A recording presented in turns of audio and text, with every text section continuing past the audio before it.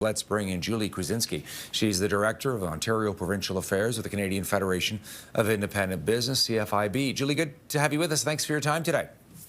Thank you, Todd. Thanks for having me today. All right, so Ontario kind of leading the way with this, and I've got the press release here sent out by the government saying, look, it's time for us to try and unlock and unleash the full economic potential that we've got within Canada. So we're going to now have mutual recognition of goods and services from other reciprocating Canadian jurisdictions. What's the takeaway here? Cut through some of the bureaucraty's language. What does it mean? It essentially means that once this regulation is in place after the consultation period, if nothing changes in the wording, Ontario will have free trade agreements in place for goods and services with 6 jurisdictions, including Canada, Nova Scotia, Manitoba, BC, PEI, and Quebec.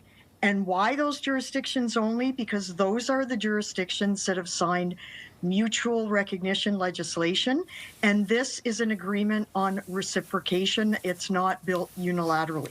I mean, Quebec alone is the second largest province in the country with close to 10 million people. British Columbia is the third. So right there alone, you're talking about 15 million people or so. You add in the other ones you mentioned, and now you're at around 17 or 18 million. I mean, that's big. This is an exceptionally good day for Ontario businesses from coast to coast. We're very pleased to see that the Ontario government moved so quickly after signing the CMRA agreement in November with other jurisdictions. So it's nice to see that they built on that momentum. And I think the fact that it's those 6 jurisdictions through mutual recognition legislation will act as a catalyst for the other jurisdictions to sign on with Ontario too. Hey, what's the timeline here? You said, you were sort of giving us a bit of a caveat there about how it's going to take some time for this to go through. So realistically, what are we looking at? Because as you know, Julie, sometimes it takes government a long time, to get in gear. This is not going to take as long because it very clearly stipulates if you want to participate in the consultation, you have until the end of January, I believe January 28th. So then the government will take whatever it gets out of the consultation, either keep the wording as is, make changes.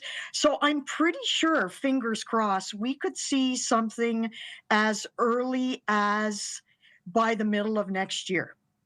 This is also interesting. They're saying on this press release, as of January the 1st of 2026, Canadians in certified professions will begin to work in Ontario within 10 business days once their credentials have been confirmed. And that includes, for example, in 15 different health regulated professions. So, this idea of, bringing down the barriers for different professions that can work in different provinces, whereas it used to be a whole lot of red tape. Some people said, I'm not going to bother.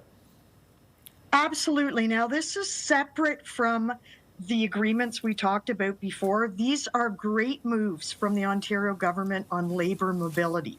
Just to put it in layman's terms, to give you an example, let's say you need an electrician and you have your eye on a great electrician from Manitoba.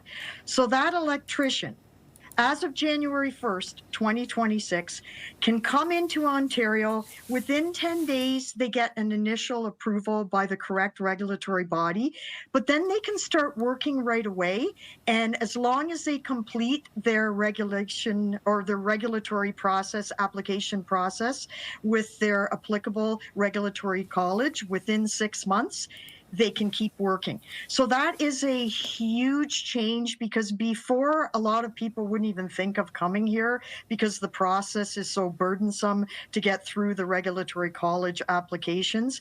So this is a great move by Ontario, and also in the health professions.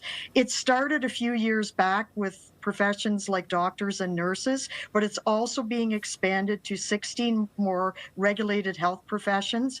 And all other regulatory professions, I think there's something like 50 of them that are regulated by numerous different colleges. Hey, Julie, thanks for taking the time. Good to have you with us today. Thank you. Appreciate it. Happy holidays. You as well.